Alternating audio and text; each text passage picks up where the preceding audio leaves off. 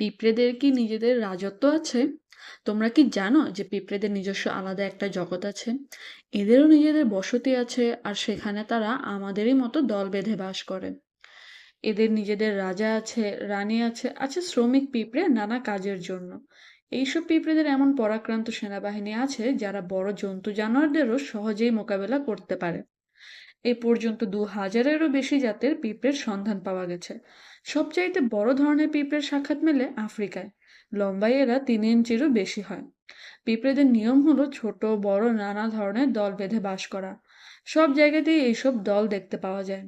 প্রত্যেক জাতের পিঁপড়েদের আলাদা আলাদা সেনাবাহিনী থাকে। এদের কাজ হলো অন্য জাতের পিঁপড়েদের আক্রমণ করা। বেশি জঙ্গি আর শক্তিশালী পিঁপড়েরা দুর্বল পিঁপড়েদেরকে তাদের গর্ত থেকে উৎখাত করে সেগুলো জবরদখল করে নেয়। জয়ী পিঁপড়েরা সেই সব হেরে যাওয়া পিঁপড়েদের ডিমগুলো কবজা করার পর সেগুলো ফুটে পিঁপড়ে দেখা দিলে সেই সব পিঁপড়েদেরকে দিয়ে চাকরের কাজ করায়।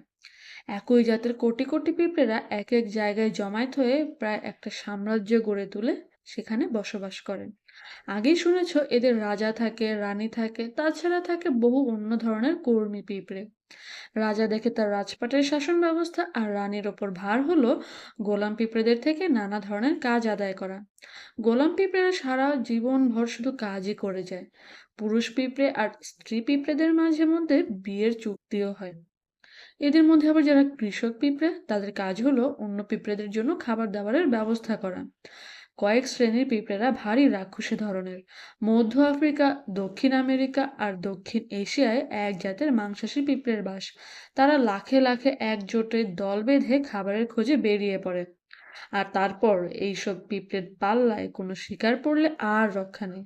সমস্ত শরীরের মাংস কুড়ে কুড়ে খেয়ে শেষ করে ফেলবে।